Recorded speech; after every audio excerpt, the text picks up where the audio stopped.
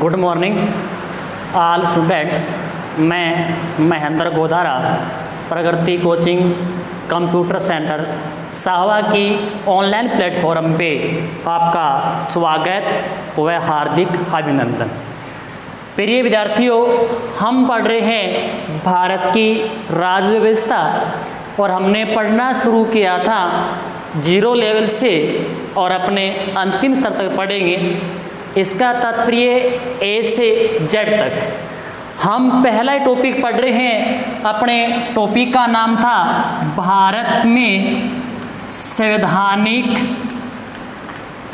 विकास क्रम। यह अपना पहला टॉपिक चल रहा है, भारत की राज्य व्यवस्था का संवैधानिक विकास क्रम। इस टॉपिक पे हम बात कर रहे हैं, हमने पढ़ना शुरू किया, वो शुरू किया था 1773 से। भारतीय राज्य व्यवस्था का प्रथम टॉपिक ऑल कंपटीशन की दृष्टि से अति महत्वपूर्ण। हमने पढ़ना शुरू किया था 1773 से। 1773 का हमने एक चार्ट एक्ट पढ़ा। हमने 1793 की पिछली क्लास में बात कर ली, 1813 की बात कर ली, 1833 की बात कर ली, 1858 पढ़ लिया। आज हमें पढ़ना है, वो पढ़ना है 1909 का अधिनियम। कौन सा अधिनियम पढ़ना है कि 1909 में अंग्रेजों द्वारा हमारे पे कौन कौन से नियम लागू किए गए। प्रिय विद्यार्थी, हम जो बात कर रहे हैं ए से जेड तक, उसमें विशेष बात हमें ध्यान करनी है कि पिछली क्लास यदि आप देखोगे, जब भी यह क्लास आपके समझ में आएगी। क्योंकि हमने पढ़ना स्टार्ट किया वो 1773 से किया था। 1773 से लेके हम 1909 से के बीच का दौर था, वो अपनी पिछली क्लासों में है। आज हम पढ़ रहे हैं 1909 का अधिनियम। अब पूछोगे आप ये है क्या, तो अपनी वर्तमान की तुलना करते हो आप कि वर्तमान में भारत का संविधान है, संविधान में है क्या। संविधान में भारत के जो शासन व्यवस्था को नियंत्रित करने की जो नियम कानून बने हुए हैं, उन्हें हम क्या कहते हैं, संविधान कहते हैं। तो 1909 के समय ये अपना एक संविधान बना। किसके द्वारा बनाया गया था? अंग्रेजों के द्वारा। और उसमें हमने पिछली क्लास में चर्चा भी की थी हमने कि अंग्रेजों ने हमें 2 भागों में बांटने का काम किया था कि शुरुआत से लेके 1858 तक ईस्ट इंडिया कंपनी के हम अधीन थे और 58 से लेके 1947 तक राजा के हम अधीन थे। अब इस टॉपिक से कौन कौन से प्रश्न बनते हैं, एक तो याद करना है, इस अधिनियम को मार्ले मिंटो अधिनियम के नाम से भी जाना जाता है। इसे क्या कहते हैं? मार्ले मिंटो का अधिनियम। किसका अधिनियम? मार्ले मिंटो का अधिनियम। इसकी खास बात करने के, मार्ले कौन है, मिंटो कौन है। तो हमने बात की थी कि भारत में एक पद शुरू हुआ था, भारत मंत्री या भारत सचिव। एक ही बात है, मानी पद का नाम क्या था? भारत मंत्री। उन्हें क्या कहते हैं? भारत सचिव कहा जाता है। और यह पद भारत में पहली बार कब शुरू किया गया, तो यह आप पिछली क्लास देखोगे तो पता भी लग जाएगा। 1858 में भारत मंत्री पद के लिए व्यवस्था की गई और उसे क्या कहा गया था? भारत सचिव कहा गया। यानी प्रश्न अपना के, अपना प्रश्न तो है 1909 का अधिनियम से संबंधित प्रावधान क्या क्या थे। इसी अधिनियम को मार्ले मिंटो के नाम से जाना जाता है। दूसरी बात कि मार्ले कौन थे, मिंटो कौन थे, तो भारत मंत्री या भारत सचिव का एक पद था और उस पद पर उस समय नियुक्त कौन थे? मार्ले थे। और मिंटो कौन थे? तो हमने चर्चा की थी कि भारत के राज्य बंगाल, उस प्रांत में पहली बार 1757 में गवर्नर का पद शुरू हुआ। वो प्रक्रिया आगे चलती रही, जैसे फिर बंगाल का गवर्नर जनरल बन गया, वो पद फिर भारत में लागू हो गया था। फिर भारत के उसमें एक नाम और चेंज कर दिया, उनके आगे नाम कर दिया वायसराय। पद तो अपने अलग अलग उसके नाम है। व्यक्ति जैसे बात हमने की थी, जिस बताया ना पिछले क्लास में हमने, जैसे अपना यह भारत है कि उसने भारत को 2 भागों में बांट दिया। एक तो कौन से अंग्रेजी प्रांत यानी ब्रिटिश प्रांत, और एक का नाम क्या दिया गया था, देसी रियासतें। तो देसी रियासतों में वो काम करता तो उस समय वो क्या कहलाता था, वायसराय। और वही पद पे व्यक्ति इस स्थान पे काम करता तो उन्हें हम क्या कहते थे, गवर्नर जनरल। लेकिन जितने भी ये नियम बने हैं इससे पहले सब पे किन पे लागू थे, वो लागू थे सिर्फ अंग्रेजी प्रांत के अंदर। क्यों, इनकी व्यवस्थाएं अलग थी। लेकिन इससे पहले जितने भी अधिनियम आए हैं और इसके बाद एक अधिनियम और आएगा, उसी अधिनियम पहली बार इनकी चर्चा की गई, बाकी किसी में पहले चर्चा नहीं हुई। अपना प्रश्न था कि भारत सचिव पद की शुरुआत 1858 के अधिनियम में की गई और पहले बने थे सर चार्ल्स वुड उस समय। अब अपने समय के अंदर कौन है, मार्ले। तो मिंटो कौन है, मिंटो हैं गवर्नर जनरल। यह उस समय अंग्रेजी प्रांतों के क्या थे, गवर्नर जनरल। बात समझ आ गई।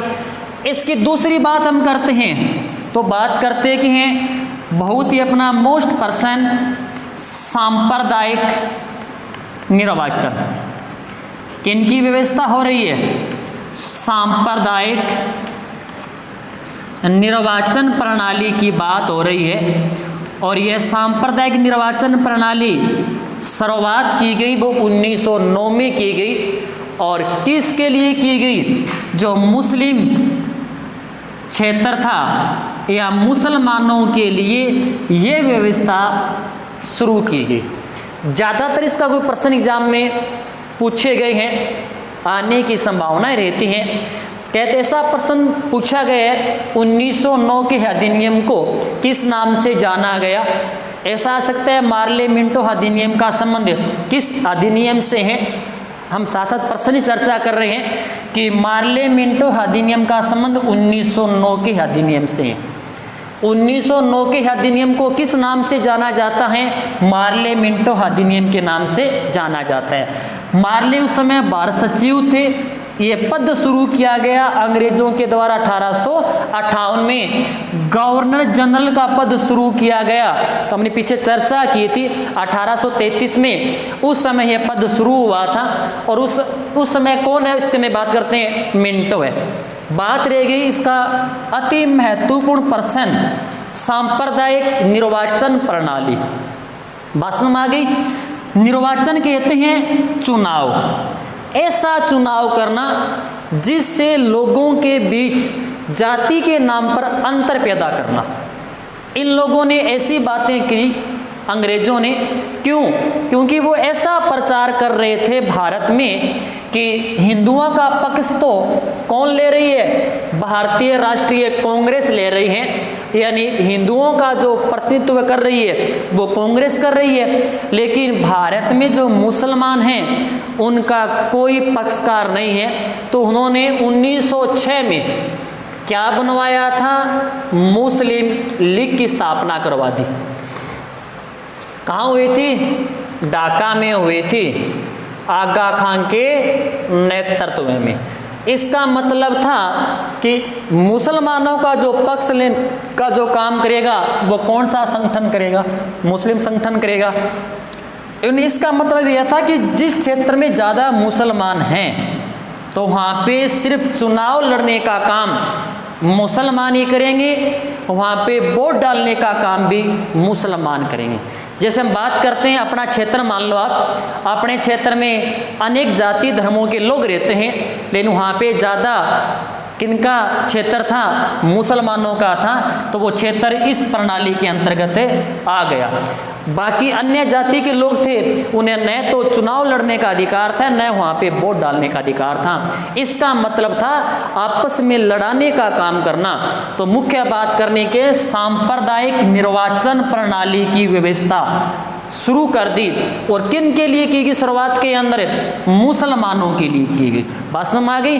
सांप्रदायिकता कहते हैं भी जाति के नाम पर लोगों को क्या करना? लड़ाने का काम करना। तिनका काम लड़ाने का काम था, बाकी को अधिकार नहीं दिए गए। इसकी अगली बात फिर मोस्ट बात करनी है। इसी अधिनियम के तहत प्रत्यक्ष निर्वाचन प्रणाली की व्यवस्था की गई। चुनाव आपको ध्यान है, दो होते हैं, प्रत्यक्ष या अप्रत्यक्ष। तो प्रत्यक्ष निर्वाचन की व्यवस्था इसी अधिनियम के तहत की गई थी, लेकिन 1892 में अप्रत्यक्ष निर्वाचन की क्या की गई थी? व्यवस्था की गई। और यह आपको ध्यान है, निर्वाचन चुनाव होते हैं, चुनाव के अंदर वोट डालने का हमारे पास क्या होता है? अधिकार होता है, जिसे हम कहते हैं ना वयस्क मताधिकार। लेकिन पहले एक सिस्टम ऐसा ही था कि सबके पास वोट डालने का अधिकार नहीं था।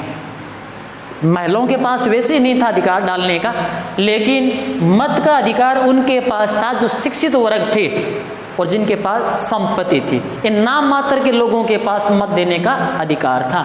तो इस समय तो अप्रत्यक्ष चुनाव की व्यवस्था और इस समय प्रत्यक्ष निर्वाचन की व्यवस्था। जब यह सांप्रदायिक निर्वाचन प्रणाली की व्यवस्था की गई तो इसको लेकर के मुंशी ने कहा, ये अपना कथन मोस्ट है, के.एम. मुंशी ने क्या कहा? उसने कहा भी उभरता हुआ लोकतंत्र था और उसकी क्या कर दी गई है? हत्या कर दी गई है। उभरते हुए लोकतंत्र की हत्या कर दी। ये किसने कहा था? यह कहा था के.एम. मुंशी ने। किनके बारे में? 1909 के अधिनियम को कहा कि उभरते हुए लोकतंत्र को मार डाला। किसने? इस सांप्रदायिक निर्वाचन प्रणाली ने। इसी बात को लेकर जवाहरलाल नेहरू ने कहा कि ऐसा है कि इसने तो एक दिन में ही पाकिस्तान बना दिया। यह बातें दोनों कथन हमें याद करने हैं कि 1909 का अधिनियम था, उसको लेकर दो बातें कही गई। कौन सी दो बातें कही गई? के मुंशी ने कहा था कि उभरता हुआ लोकतंत्र, यानी हमें प्रत्यक्ष निर्वाचन की शुरुआत हो गई थी चुनाव की, उभरते हुए लोकतंत्र को मार डाला। और पंडित जवाहरलाल नेहरू ने कहा, उन लोगों ने क्या कहा? ऐसा कहा था कि एक दिन में पाकिस्तान बना दिया। लेकिन एक और इसका अपना कथन आता है, मार्ले ने मिंटो को पत्र लिखा। किसने भी?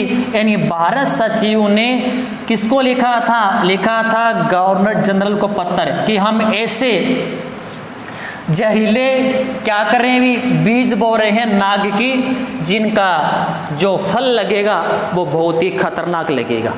उस मतलब ऐसा था कि हम ऐसे नाग के बीज बो रहे हैं जिनका फल हैं वो एक बड़ा भयंकर खतरनाक होंगे। ऐसे काम किए थे। वास्तविक बात वे सच्ची हैं। जैसे देश के अपना विभाजन हुआ, पाकिस्तान बना, तो उसकी नींव इसी स्थान से पड़ गई थी। शुरुआत उसकी यहीं से हो गई थी, क्योंकि मुसलमानों को अलग मत देने का क्या कर दिया? अधिकार दे दिया निर्वाचन की। ये अपनी व्यवस्था थी 1909 का अधिनियम।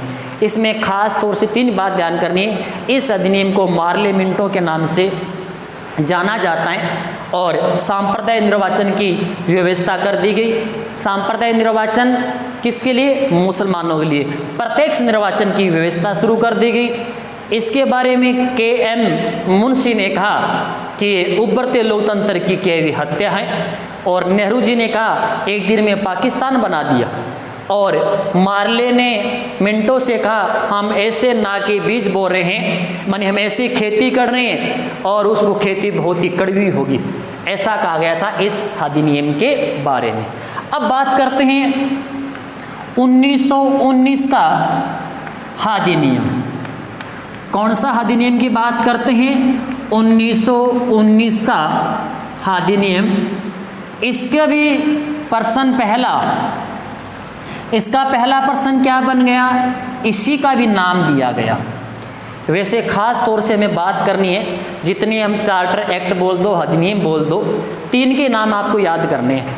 1773 जिसका नाम रेगुलेटिंग एक्ट दिया गया, 1909 का मार्ले मिंटो कहा गया, और 1919 जिन्हें क्या कहा गया था, मॉन्टेग्यू चेम्सफोर्ड, इसका भी नाम दिया गया था। इसमें खास बात वही रखनी है कि बार सचिव कौन थे, मॉन्टेग्यू, और चेम्सफोर्ड क्या थे, उसमें अपने गवर्नर जनरल। बात समझ आ गई, इसका नाम दिया गया। और इसकी खास बात हमें करनी है, वो इसमें करने के कि बात हमें करनी है कि यहाँ पे भी निर्वाचन की व्यवस्था बढ़ा दी गई। किनकी? सांप्रदायिक निर्वाचन की व्यवस्था थी, उनको आगे बढ़ाया गया। किनको बढ़ाया गया? सांप्रदायिक निर्वाचन को।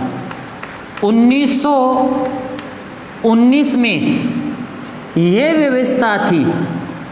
1909 में तो सिर्फ एक के पास थी। किनके पास थी? मुसलमानों के पास। यहाँ पे क्या काम किया? ये व्यवस्था किनको दे दी? सिखों को दे दी। एंग्लो इंडियन इनको दे दी गई,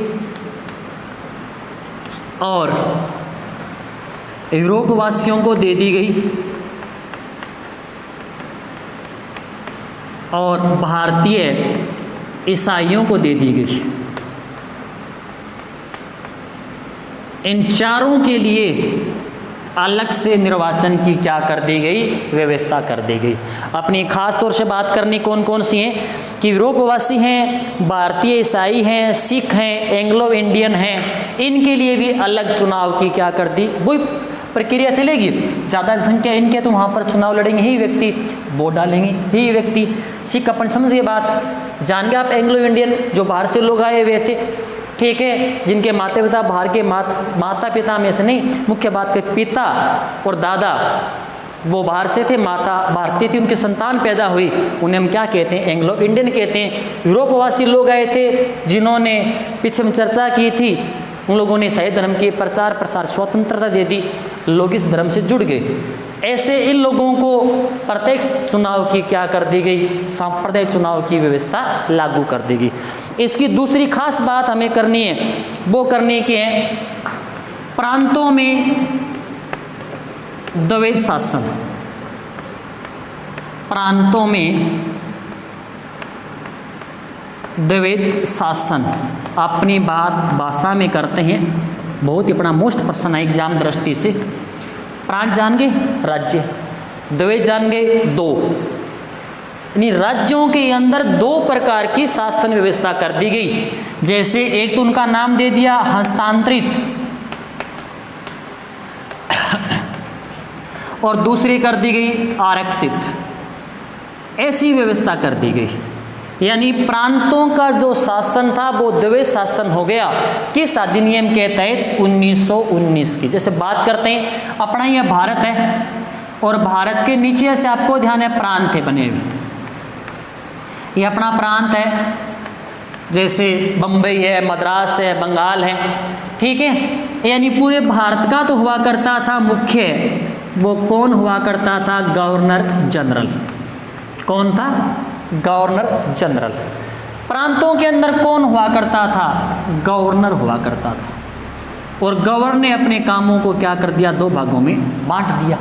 ये अपने प्रांतों के अंदर के द्वैध शासन की व्यवस्था है। जान गए ना, प्रांत राज्यों में द्वैध शासन, ये अपना पूरा भारत, और भारत का मुख्य कौन था? Governor general. और उसके नीचे अपने प्रांत बने हुए थे। जैसे बंगाल की बात करते हैं हम, पहले मद्रास की करते हैं, बम्बई की करते हैं, बिहार की करते हैं, तो खास तौर से क्या था? उनका मुख्य गवर्नर हुआ करता था। गवर्नर ने अपने कामों को 2 भागों में बांट दिया, ऐसे आरक्षित कर दिया, और क्या कर दिया? हस्तांतरित कर दिया। उन्हें हम क्या कहते हैं? प्रांतों के अंदर द्वैध शासन। और यह बात 1 अप्रैल 1921 को 8 प्रांतों में लागू हो गई। कितने प्रांतों में लागू हो गई? 8 प्रांतों में इस व्यवस्था को क्या कर दिया गया? लागू कर दिया गया। इसके बाद हम कोई बात करते हैं तो बात किसकी करते हैं कि इस अधिनियम के तहत जो केंद्रीय विधानमंडल हैं वो 2 सदनों का हो गया। क्या करने के लिए व्यवस्था, इसमें क्या क्या बातें हमने पढ़ी? हमने एक बात उसमें पढ़ी थी, इन्हें मांटेग्यू चेम्सफोर्ड के नाम से जाना जाता है। और जो सांप्रदायिक निर्वाचन की व्यवस्था थी वो 4 स्थानों पर और दे दी गई, जैसे सिक्किम में दे दी गई और एंग्लो इंडियन में दे दी गई, यूरोपवासी भारतीय ईसाइयों में दे दी गई। प्रांतों में क्या शुरू कर दिया? दैवीय शासन शुरू कर दिया गया। फिर हमने बात की किसकी की? प्रांतों मतलब क्या हुआ था कि प्रांत उसके कामों 2 भागों में बांट दिया गया, हस्तांतरित और आरक्षित वर्ग कर दिए गए। 1 अप्रैल 1921 को 8 प्रांतों में दैवीय शासन की व्यवस्था क्या होगी? लागू हो गई। अब बात करते हैं क्या, यानी केंद्र का, किसका है? केंद्रीय विधानमंडल, वो 2 सदनों का हो गया। एक सदन का नाम दिया गया, क्या दिया गया था?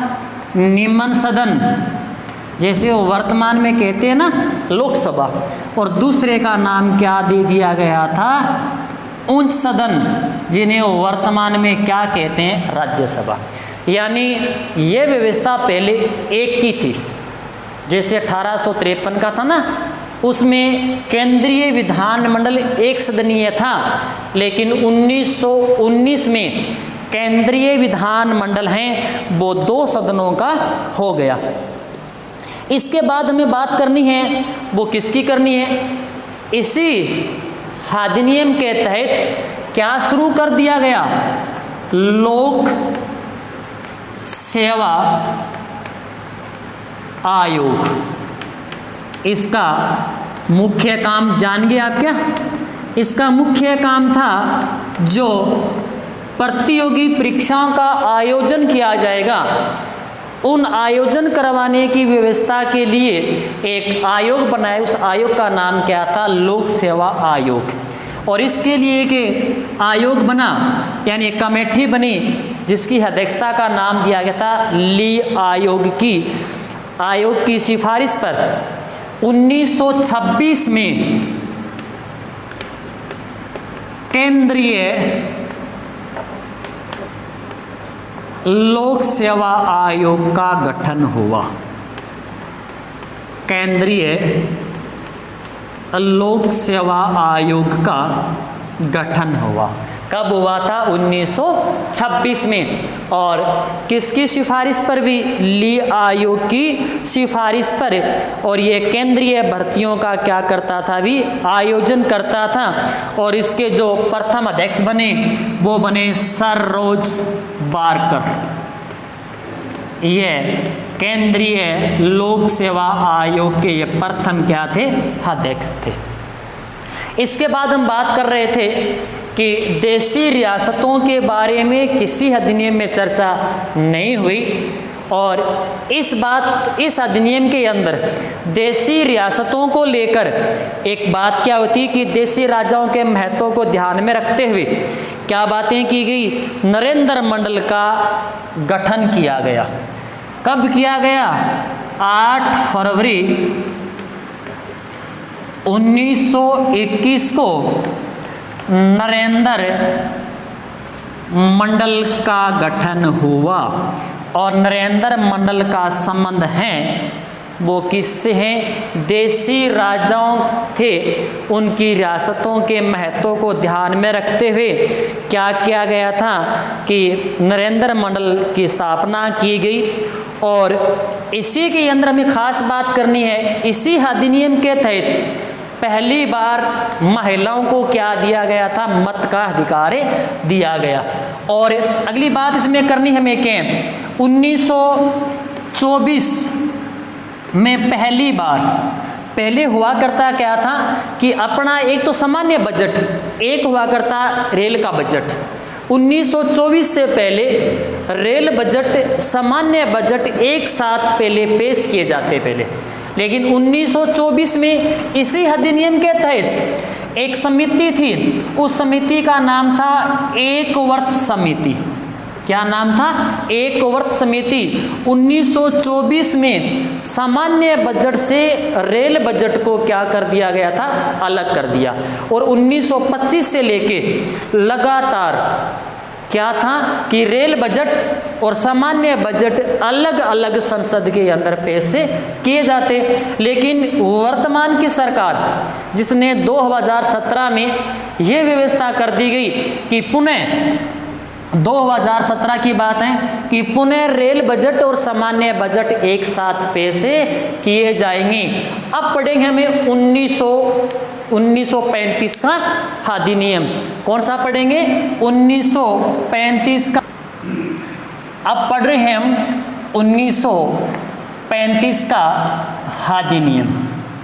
हमने दो की चर्चा कर ली, 1909 और 1935। इस अधिनियम से संबंधित जितने प्रश्न बनेंगे, अपना पहला प्रश्न तो बन गया, इस अधिनियम के तहत प्रांतों में द्वैध शासन समाप्त कर दिया गया। अपना मोस्ट प्रश्न है ये।